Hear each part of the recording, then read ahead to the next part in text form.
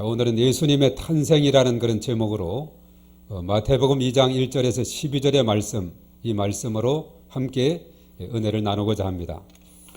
우리가 성경을 아주 구약은 39권, 신약은 27권, 그리고 전체 구절은 3만 1,000을 몇 구절 되는 것 같아요. 상당히 많은 분량인데, 성경을 우리가 한마디로 말을 한다면은 이 성경은 예수님의 이야기로 가득 찼다, 이렇게 말을 할 수가 있습니다. 구약에서는 앞으로 오실 예수님에 대한 그런 예언의 말씀을 했고, 또 신약 시대, 신약 성경은 이제 때가 되어서 예수님께서 이 땅에 오셨고, 그리고 이제 부활 성천하셔서 다시 오실 예수님으로 이렇게 이제 쭉 설명을 하고 있습니다. 그래서 신약에 와서는 구약의 예언이 그대로 성취가 되어서 예수님이 이 땅에 오셨어요. 이번 금요일이 성탄절인데 바로 예수님의 탄생을 기념하는 그런 날이 되는 거죠.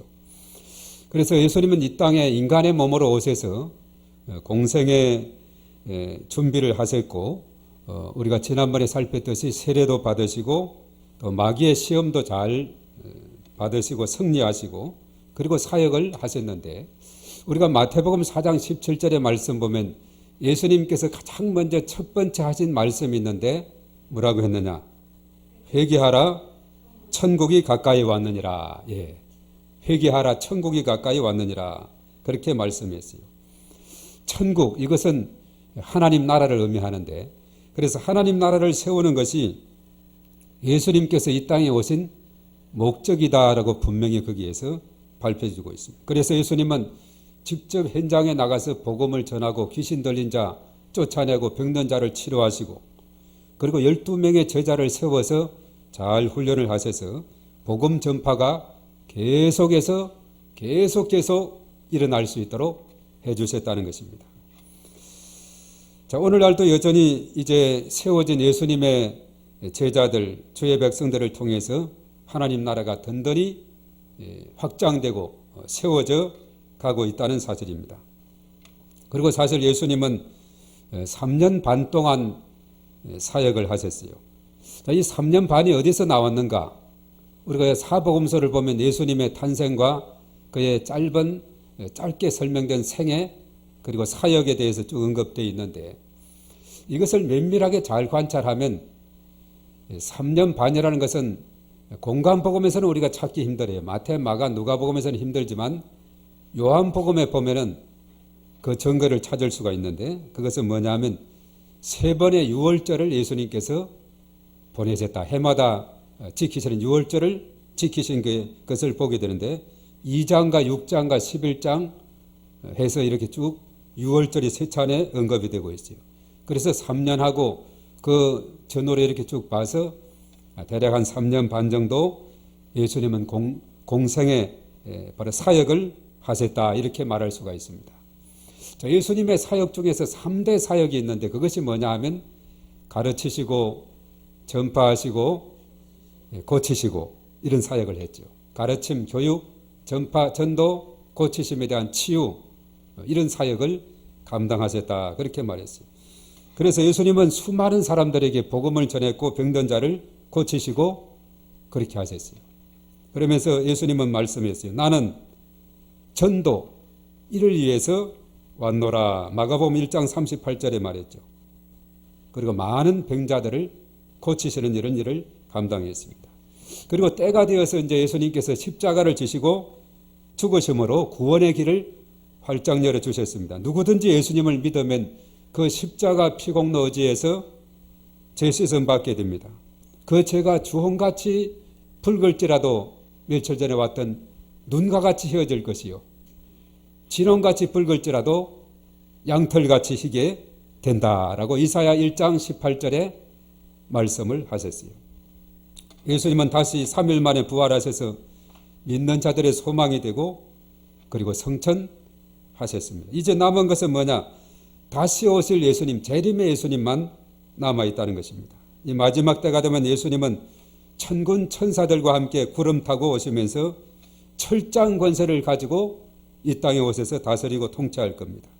그때는 예수님의 사역에서 끊임없이 방해하고 시험했던 마귀의 세력은 무너뜨려지고 결국 어린 양 예수께서 승리하실 것이다. 요한계시록에 보면 그런 말씀들이 있어요. 요한계시록 17장 14절에 보면 어린 양은 누구냐? 어린 양 만주의 주 만왕의 왕이시다 이렇게 말하고 있죠. 그래서 만주의 주 만왕의 왕으로 오셔서 온 땅을 온 우주를 통치하실 것이다. 그런 말씀이었어요. 그때는 믿는 자들에게는 상급을 받게 되고 큰 축복의 날이 되겠지만은 믿지 않는 자들에게는 심판과 고통의 날이 된다. 이렇게 말해주고 있습니다. 그래서 믿는 자들의 최후의 결과는 승리다. 그리고 천국이라는 것을 우리에게 예수님을 통해서 잘 알려주고 있죠. 자, 이런 예수님의 이야기는 오늘 이 본문의 말씀 속에서는 한 부분 예수님의 탄생에 대해서 오늘 잘 기록하고 있습니다. 이번 금요일이 성탄절이라 그랬죠. 이 성탄절은 바로 예수님께서 이 땅에 오신 날을 의미하는 것이죠. 예수님은 우리가 성경에 볼 때 근본 하나님과 같은 분이지만은 낮고 천한 이 세상에 인간의 몸으로 왔다라고 빌립보서 2장 6절 7절에 말씀이 있어요. 이것을 요한복음 1장 14절은 말씀이 하나님인데 말씀이 육신이 되어서 이 땅에 오셨다고 성육신, 인카네이션이다 영어로 그렇게 말하고 있습니다. 말씀이 하나님이 육신의 모습으로 이 땅에 오셨다. 예수님은 인간의 몸으로 이 땅에 왔지만은 그에게는 죄가 없으시다. 히브리서 4장 15절 그리고 요한일서 3장 5절 죄가 없는 분이다. 그래서 사실은 예수님에 대해서 이 초기 기독교에서는 궁금한 것이 있었어요. 과연 예수님은 신이냐 인간이냐 이 문제를 가지고 오랫동안 수세기 동안에 논쟁이 있었는데 예수님은 결론적으로 완전한 신이자 완전한 인간이다 이렇게 결론 내렸습니다. 칼케돈 회의라고 451년에 그 공회에서 예수님은 완전한 신이자 완전한 인간이다 이렇게 결론 내렸습니다. 그가 신적인 그런 속성을 가지고 있어야 우리의 구세주가 될 수 있고 인간의 몸으로 왔지만 그가 죄인과 똑같으면 그럴 수 없는데 인간으로 왔지만 그는 죄가 없는 분이기 때문에 구원자로 설 수 있다 이렇게 설명하고 있습니다. 자, 오늘 이 본문의 말씀은 바로 예수님의 탄생을 잘 우리에게 밝혀주는 그런 말씀이 되는데 자, 오늘 말씀 보면 예수님이 탄생할 때 그 당시 유대 지역에는 왕이 누구였는가? 헤롯 왕이다 이렇게 말하고 있죠. 헤롯 왕이다. 헤롯 왕 때라 이렇게 말하고 있습니다. 그리고 예수님이 태어난 장소는 그 유대의 많은 지역 중에서도 베들레헴이다 이렇게 말하고 있죠. 자, 예수님은 헤롯이 통치하던 시대에 탄생하셨고 탄생의 장소가 분명하게 명시됐는데 유대 땅 베들레헴이다. 자, 이것은 일찍이 요즘 우리가 이번 달에 이제 미가서를 묵상을 하고 있죠. 미가 5장 2절의 말씀에 미가 선지자, 그는 이사야 선지자와 거의 동시대 활동했던 선지자인데 그러니까 BC 한 700년 전이죠. 700년. 그러니까 예수님 오시기 한 700년 전에 활동했던 선지자입니다. 이사야도 예수님에 대한 예언을 많이 했지만은 미가는 예수님의 그 탄생에 있어서 그 장소 그것이 바로 베들레헴이다 하는 것을 미가 5장의 2절에서 명확하게 밝혀주고 있다는 겁니다. 오늘 그 말씀을 이제 5절 6절에 인용을 했죠. 우리가 요즘 미가서를 살피고 있는데 이사야 동시대 그러니까 BC 한 700년 정도 그 시대에는 미가 시대는 우리가 요즘 묵상집을 통해서 날마다 손난샘을 통해서 깨닫게 되지만은 우상 숭배가 만연했고 그리고 정치 종교 지도자들이 부패하게 됐다. 백성들을 위한 것보다는 자신들의 욕심을 채우고 이기심을 채우는 그런 자였고 그리고 정직과 공의는 땅에 떨어진 그런 상황이었다. 그렇게 말하고 있어요. 자, 그런 상황에서 미가는 성령 충만함을 강조하고 하나님을 의지하는 것이 진정한 복이다 하는 것을 거기에서 알려주고 있습니다. 그리고 마지막 때가 되면은 이제 만 백성들이 하나님의 성산으로 모여들게 될 것이다. 그런 예언을 거기에서 하고 있어요. 사실 이것은 복음이 예루살렘에서 시작이 돼서 온 유대 사마리아 땅끝까지 전파된다는 사도행전 1장 8절의 말씀, 그리고 마태복음 24장 14절의 말씀에 이 복음이 온 세상에 전파되리니 그제야 세상의 끝이 오리라, 종말이 오리라 이렇게 했죠. 그때야 예수님께서 재림의 주로 오실 것이다 그렇게 말하고 있습니다. 이것에 대해서 미가 선지자는 아주 명확하게 잘 말씀하고 있어요. 하나님의 성산에 다 모여들게 될 것이다. 만 백성들이. 그때 이제 믿는 자는 상급을 받고 믿지 않는 자는 벌을 받게 되는 것이죠. 철장 권세를 가지고 오셔서 다스리고 통치하실 것이다 라고 그렇게 말씀하고 있습니다. 자, 오늘 1절의 말씀 서두에서 예수님의 탄생의 시기와 장소가 잘 설명이 됐다 그랬어요. 자, 그런데 당시에 예수님의 탄생에 대해서 아주 지극한 관심을 가졌던 사람들이 있는데, 오늘 본문 말씀 속에 많은 사람들이 등장하고 있는 중에 누가 지극한 관심을 가졌어요? 예, 동방 박사들이 아주 지극한 관심을 가졌습니다. 1절 하반절에 그랬죠. 예수님이 나심에 베들레헴에서 동방으로부터 박사들이 예루살렘에 이르러 말하되 이렇게 말하고 있습니다. 자, 이 동방 박사들은 예수님을 누구라고 표현했는가? 오늘 예수님을 누구라고 했는가? 이것이 아주 중요한 포인트가 되는데, 자, 누구라고 그랬죠? 2절에 그렇게 언급했습니다. 자, 2절 우리 한번 가서 읽어보도록 하겠습니다. 자, 화면 2절. 다 같이 읽습니다. 시작. 유대인의 왕으로 나신 이가 어디 계시냐? 우리가 동방에서 그의 배를 보고 그에게 경배하러 왔노라 하니. 이어서 유대인의 왕으로 나시니다 하면서 동방 박사들은 유대인의 왕이다 이렇게 말씀을 했습니다. 물론 동방 박사들은 유대인의 왕으로, 한 지역의 왕으로 생각했죠. 그런데 당시에 유대 땅의 왕으로 있었던 다른 왕이 있었어요. 어느 왕 때라 그랬죠? 헤로드 왕 때였습니다. 이 헤로드 왕으로서는 내가 유대인의 왕인데 유대인의 왕으로 예수가 온다. 헤로드에게는 날벼락 같은 일입니다.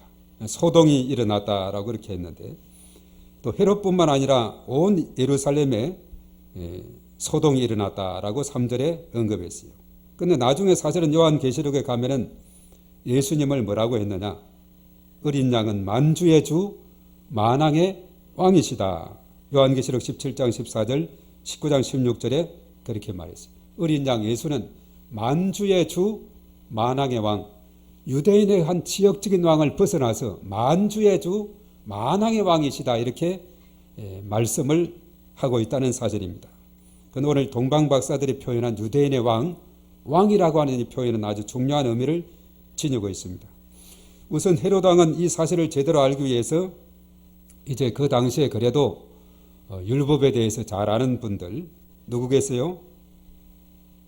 모든 대제사장들과 백성의 서기관들, 그 아래쪽에 나오죠.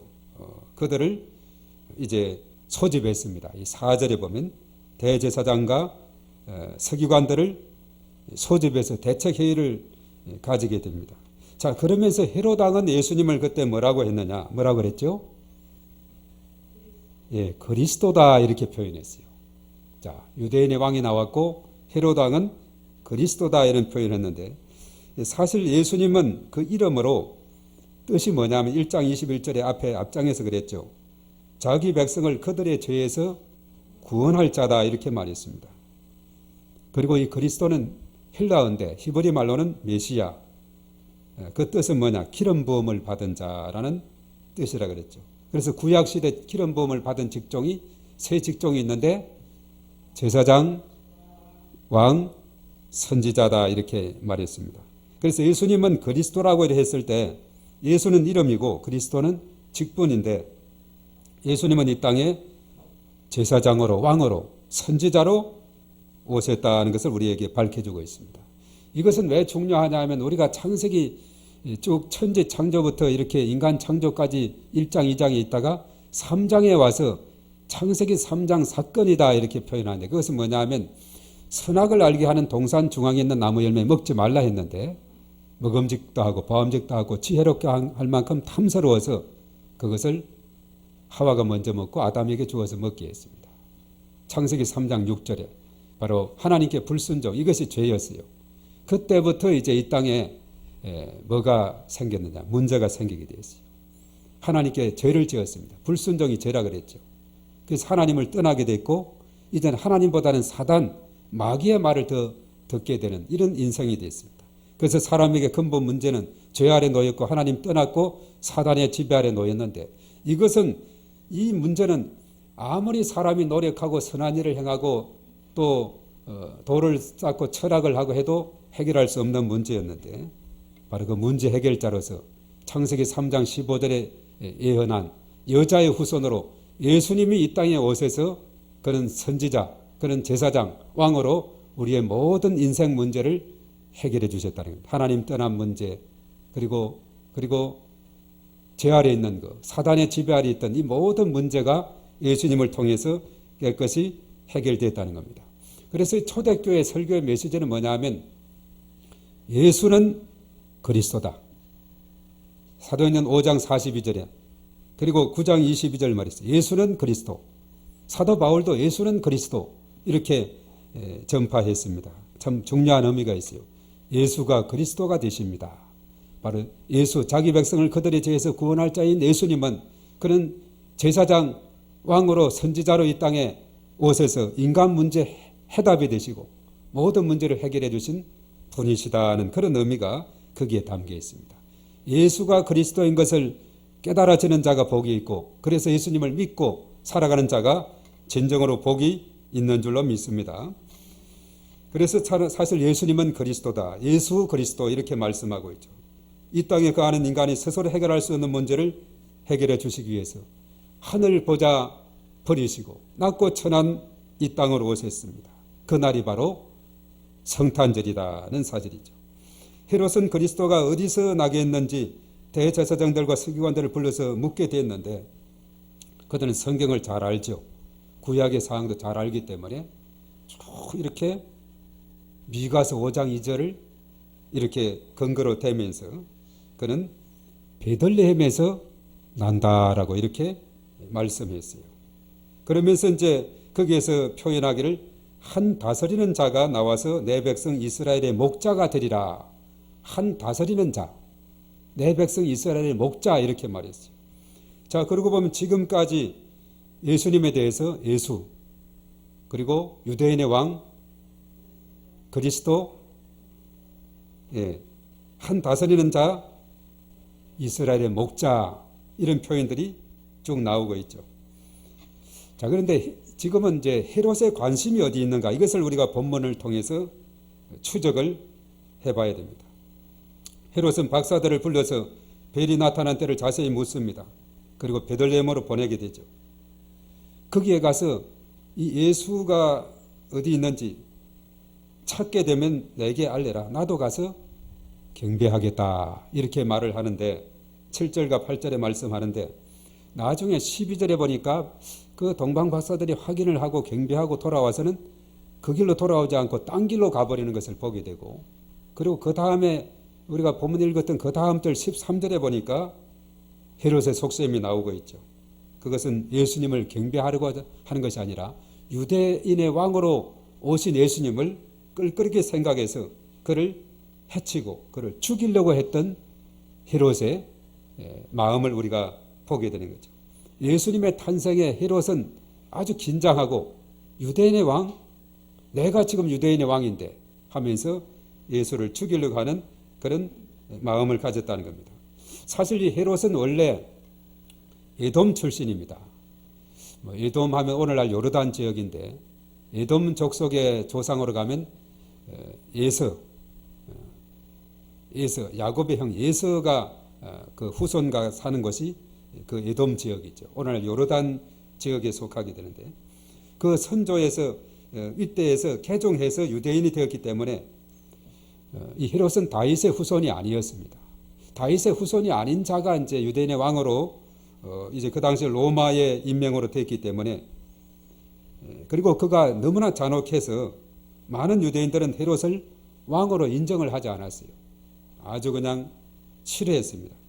이러한 때 유대인이 왕이 났다는 이 말은 헤롯에게 있어서 아주 눈에 가시가 된 것이죠. 정치인들은 경쟁자들을 죽여서 없애려고 하는 그런 경향이 있는데 그런 속셈을 헤롯이 발동을 해서 아기 예수 탄생에 대해서 동방 박사들은 정말 정성을 다해서 경배하려고 하지만은 경배하고 예물까지 가져갔지만은 그러나 이 헤롯은 예수의 탄생에 대해서 전혀 다른 생각을 가지고 있는 겁니다. 죽이려고 하는 이런 생각을 가졌다는 사실이죠. 그래서 박사들은 왕의 명령을 듣고 베들레헴으로 갔는데 이제 가는 길에 누가 인도했느냐? 누가 인도했다 됐죠? 별이 인도했다 그렇게 말했습니다. 요즘은 참 우리가 길 찾기가 쉽다 그랬죠. 내비게이션도 있고 구글에서 지도도 제공하고 참 여러 가지 많은 또 좋은 지도책도 많이 있고 한데 그 옛날에는 이 별을 보고 별을 따라 그것이 길의 안내자가 되는 시대가 있었다는 겁니다. 그래서 그 별이 쭉 인도해서 베들레헴에 예수가 있는 곳 위에 탁 머물렀었습니다. 그래서 박사들이 별을 보고 매우 크게 기뻐하고 기뻐했다라고 말씀을 하고 있습니다. 자, 동방 박사들이 갔는데 자, 동방 박사들이다 했죠. 우리가 이제 보통 하면 이따 보겠습니다만 그 예물이 세 종류가 있다 보니까 각각 한 종류씩 가져갔지 않느냐. 그래서 그림을 한번 보겠어요.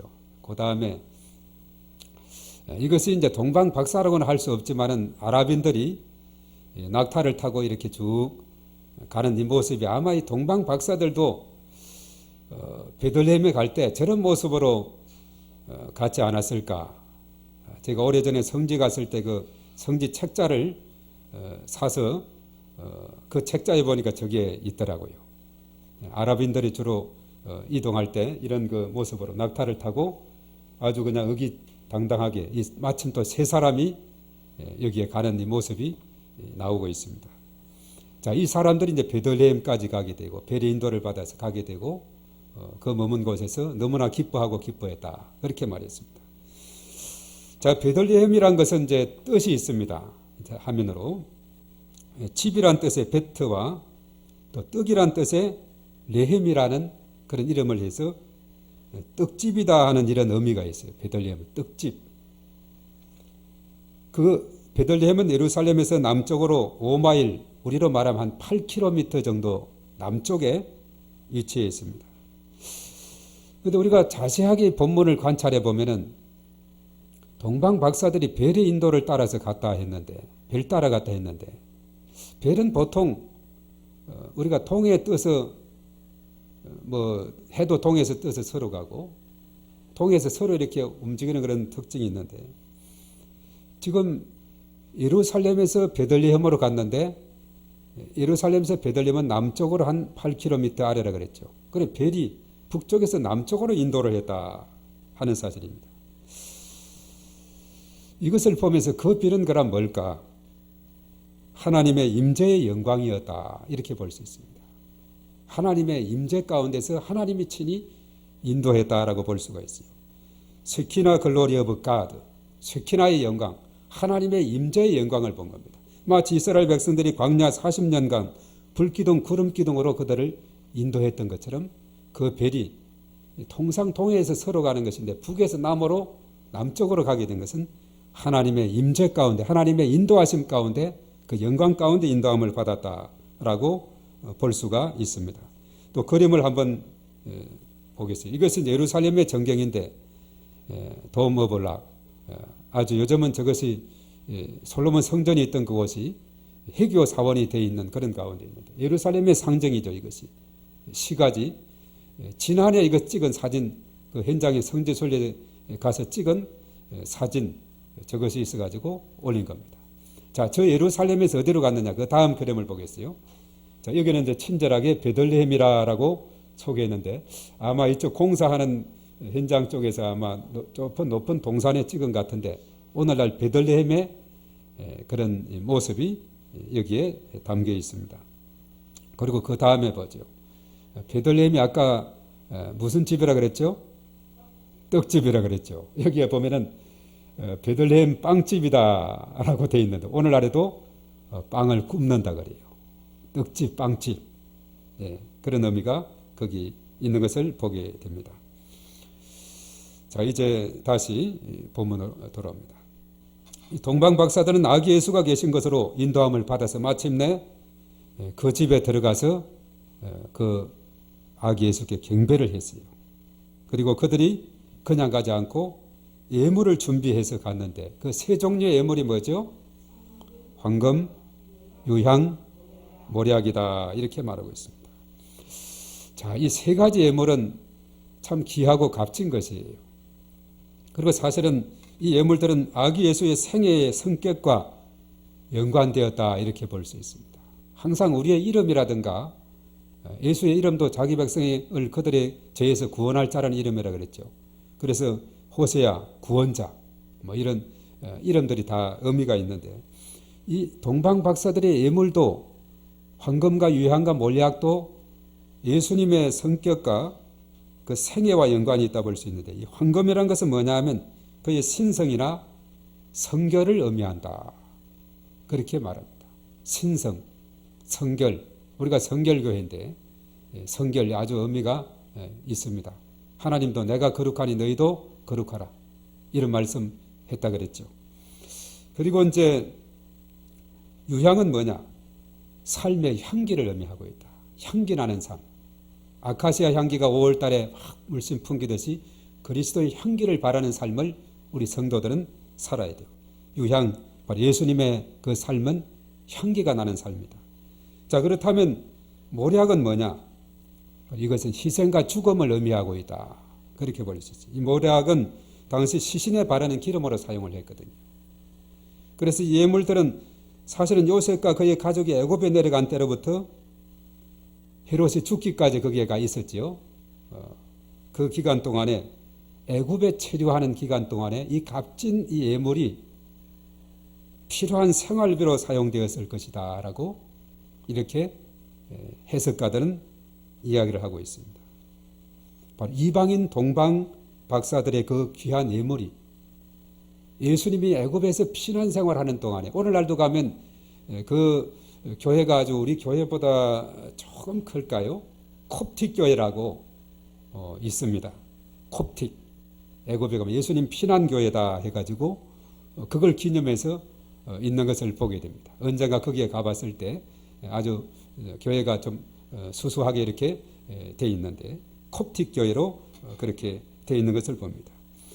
자, 동방 박사들의 예물이 예수님의 피난 생활에 아주 요긴한 쓰임이 됐다. 이것을 생각할 때 우리가 사실 이제 선교비를 내고 이렇게 하는데 이것이 적절하게 전달이 돼서 참 유용하게 잘 활용이 되는 것을 보게 돼요. 우리가 비록 많지는 않지만 이렇게 전달된 선교비를 통해서 정말 요긴하게 잘 쓰는 것을 보게 돼요. 우리가 지난해 같은 경우에 그랬죠. 어떤 개척교회 목사님이 너무나 차가 오래돼 가지고 지방에 갈 때는 고속도로를 못 가는데 왜 그러냐 하니까 혹시 가다가 설까봐 그래서 국도로에서 겨우 다니고 오곤 했다가 너무나 이제 완전히 서서 더 이상 못하게 됐는데 그래 차를 바꿔야 되는데 어떻게 해서 좀 돈이 좀 모아졌는데 좀 부족했어요. 그래서 우리가 이제 전달한 그것이 그 차 사는데 쓰임이 됐다, 보탬이 됐다. 그래서 간혹 교역자 할 때 그 차를 몰고 오는 거 보면 그냥 안 보이더라고요. 저 차가 잘 굴러가고 있구나. 하얀 차 중고차를 샀는데 프라이든가에 샀는데 잘 굴러가고 있어요. 야, 이것이 우리는 그렇게 참 아주 큰 건 아니지만 이렇게 들었을 때 그것이 저렇게 귀하게 쓰임받고 있구나. 또 작년에 전달한 어떤 분은 그래요. 우리 전달을 해서 연락을 해서 전달을 하는데 마치 눈을 수술을 했더라고요. 눈 수술해서 한참 동안 앞을 못 본데 붕대를 막아가지고 그렇게 있는데 참 좀 어려운 그런 형편이 있었는데 그것이 아주 귀하게 쓰임받는 도움이 됐다. 이런 것을 들을 때 정말 우리가 참 덜해지는 것이 얼마나 요긴하게 쓰여지는지 모릅니다. 그들은 또 이에서 이런 부족함이 있을 때 기도하고 어느 손길을 통해서 채워주기를 기도하고 일할 때 정말 이것이 또 하나님의 마치 동방 박사들처럼 예수님의 그 삶 속에 피난생활 속에 꼭 필요하겠다 싶은 거기에 도움이 됐듯이 이런 곳곳에 도움이 되는 경우가 많습니다. 지난번에 여기에 잠깐 참가했던 이스라엘에 있다가 태국의 방콕 성결교회 그쪽에서 사역하고 있는 선교사님, 코로나19로 인해서 아직 들어가지 못하는 가운데인 방콕 그쪽은 확진자가 없는데도 외부에서 유입을 차단한다고 못 오게 한다 그러죠. 그러면서 기도 제목이 있어요. 방콕 성결교회를 지어야 되는데 땅도 이렇게 한 150평인가 이렇게 사고 그리고 교회를 짓고 해야 되는데 어느 정도씩 좀 모금이 있는데 좀 부족하다. 그러면서 이제 꼭 또 연락이 와요. 그냥 그동안 코로나로 공사 못하다가 이제 공사를 재개할 수 있게 됐는데 경비가 지금 덜 채워진 상태에 있다. 정말 곳곳에 연말이 되면 또 도와달라고 오는 그런 선교 편지도 있어요. 정말 이런 것이 귀하게 쓰임받는 그런 것이 된다. 그래서 선교비는 하나님의 사역에 동참하는 길이다라고 생각할 수가 있어요. 동방박사들의 그 예물이 너무나도 요긴하게 잘 사용이 됐다는 사실입니다. 그리고 이제 박사들이 돌아오는 길에 헤롯의 말을 듣지 않고 꿈에 헤롯에게로 돌아가지 말라고 그 당시 꿈으로 잘 인도한 것 같아요. 돌아가지 말라고 이렇게 해서 다른 길로 고국으로 자기 나라로 돌아갔어요. 헤롯 왕은 만백성의 구세주로 오신 예수님의 탄생을 싫어했던 사람이고 심지어 죽이려고까지 했던 사람이기 때문에 그렇다는 거죠. 우리 오늘 이 본문에서 예수님의 탄생에 대한 기록으로 예수님의 생애를 일부 살폈는데 사실 우리가 구약에 보면 예수님에 대한 예언들이 참 많이 있습니다. 오늘 마태복음 1장과 2장만 해도 그 구약의 말씀을 많이 인용했어요. 1장 23절에 동정녀 탄생을 이사야 7장 14절의 말씀 인용했고 오늘 탄생 장소에 대해서 오늘 2장 5, 6절 이것은 미가서 5장 2절의 말씀을 인용했다 그랬죠.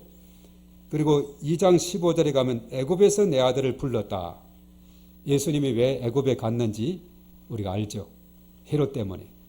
그것도 사실은 요셉이 꿈의 지시를 받아서 그리 피난을 가게 된 것을 봅니다.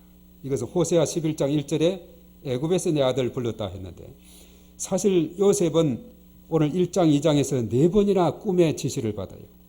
1장 20절에서는 마리아 데려오기를 두려워 말라 그에게 잉태된 자는 성령으로 된 것이다 라고 꿈에 그에게 알려주었어요.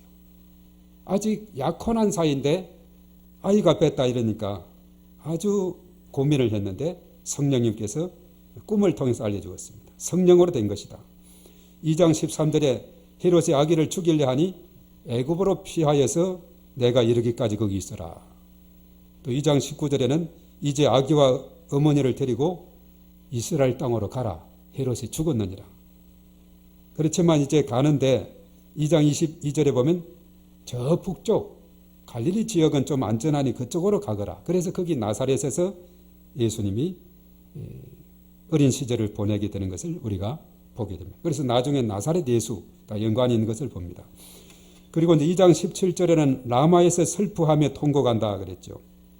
헤롯이 박사들에게 속은 줄 알고 그 유대 지역에 2살 이하의 남자아이를 죽이라 하는 이런 명령이 떨어지게 되죠. 그리고 온 곳에 슬퍼 통곡하는 일이 예레미야 31장 15절의 예언입니다. 그리고 예수님을 향해서 나사렛 사람이다 이렇게 칭하도록 했는데 마태복음 2장 23절이죠. 그것은 이사야 11장 1절의 말씀에 언급했는데 사실 이 나사렛 사람이다 하는 이런 그 구체적인 그렇게 딱 명한 것이 구약에는 없습니다. 그런데 이사야 11장 1절은 뭐라고 했느냐 이새의 뿌리에서 나온 가지와 같을 것이다 했는데 그 가지는 뭐냐면 히브리 말로 네세르 나사렛과 비슷한 그런 자음으로 구성되었고 보잘것없는 시작이라 하는 이런 개념이 있습니다. 그래서 이사야 11장 1절의 말씀을 인용해서 나사렛 사람이다 이렇게 하도록 했다는 거죠. 당시 나사렛은 경멸의 표현이었어요. 아주 무시를 당한 곳이었습니다. 그래서 요셉과 그 가정이 나사렛에 정착한 일에 메시아는 수많은 사람들에게 멸시와 모독을 받으셨는데 나다나엘이 예수님 나사렛 출신이다 하는 말을 듣고 반응한 것이 있어요. 요한복음 1장 46절에 나사렛에서 무슨 선한 것이 날 수 있느냐라고 아주 무시하는 그런 발언을 하는 것을 보면서 나사렛은 아주 무시를 당하는 그런 곳이었다. 이렇게 보게 되는 것이죠. 그래서 마태가 예수님의 탄생과 삶에 대해서 기록을 하면서 구약의 말씀을 많이 인용을 했는데 왜 이렇게 인용했을까? 가만히 생각해 보면 첫째는 예수님은 구약의 예언대로 오신 분이다.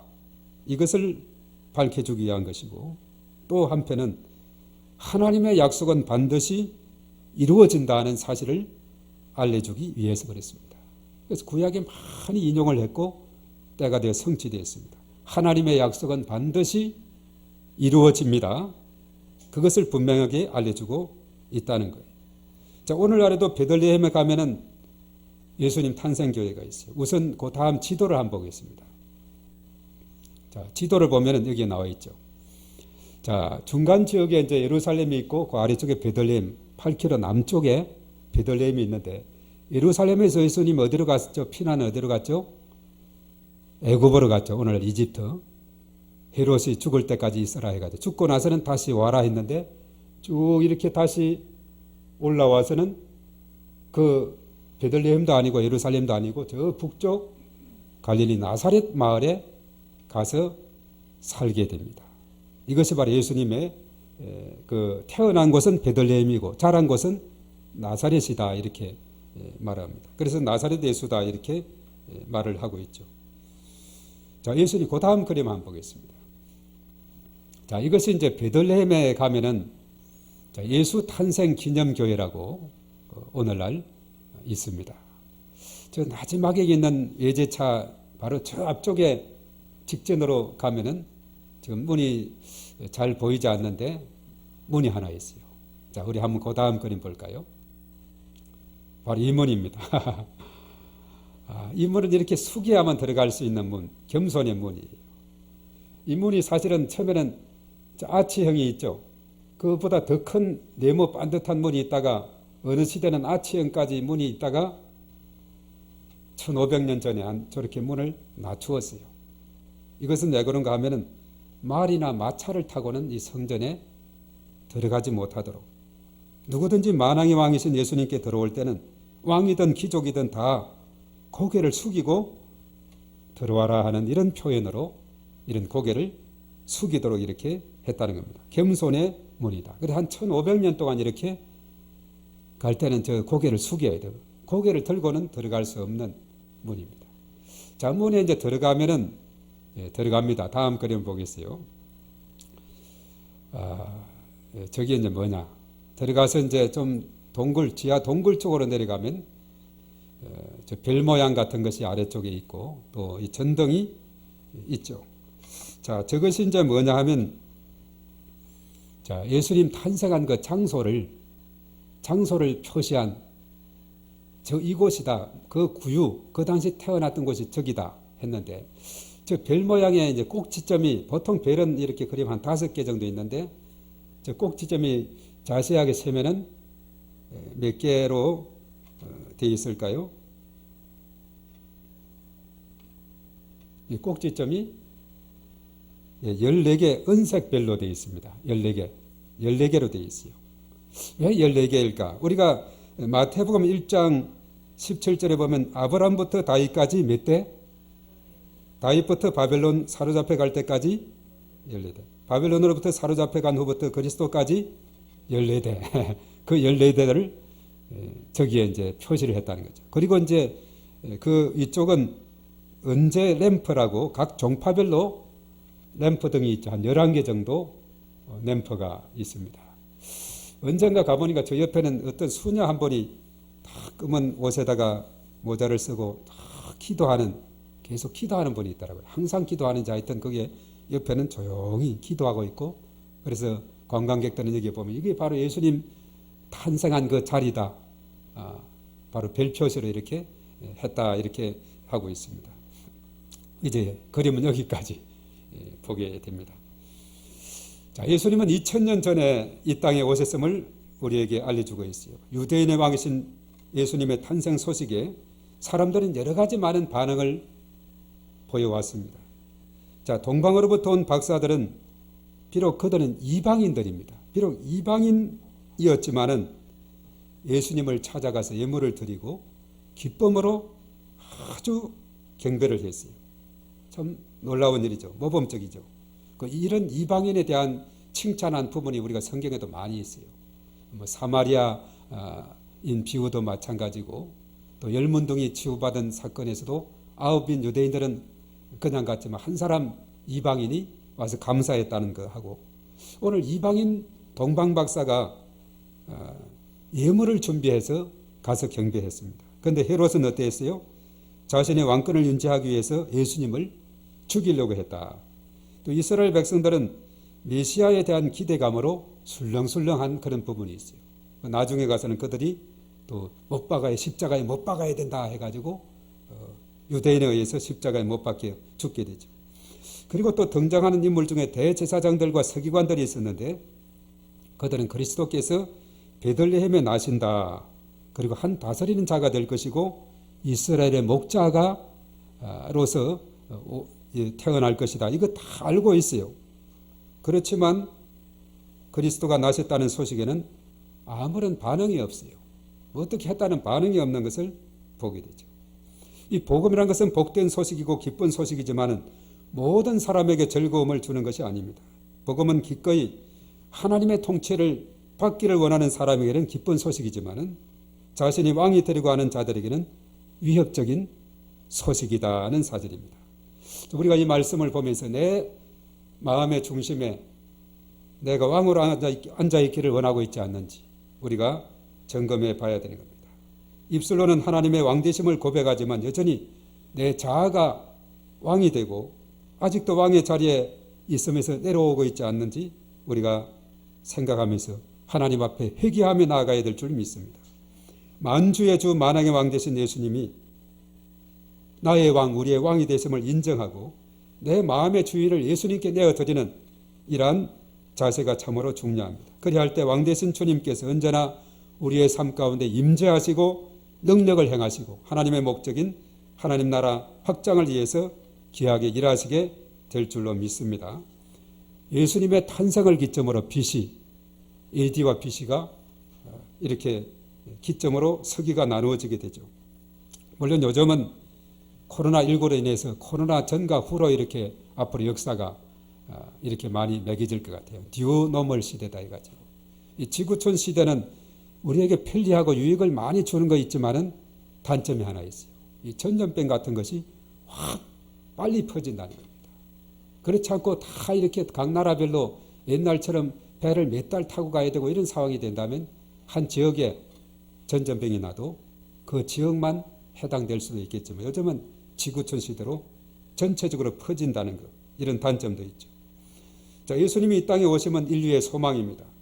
우리가 이 날을 기억하고 예수님을 믿는 자로서 자부심을 가져야 됩니다. 하나님 나라 건설을 위해서 우리가 기도하고 힘써야 될 줄로 믿습니다. 예수님은 하나님의 사랑의 결과로 이 땅에 오셨고 우리는 사랑의 빚진 자다, 이렇게 말할 수 있죠. 빚진 자의 자세로 하나님 나라 확장을 위해서 귀하게 쓰임받는 저와 여러분들이 될 때 하나님께는 영광이 되고 우리 모두에게 큰 기쁨과 평강이 넘치게 될 줄로 믿습니다. 기도하겠습니다.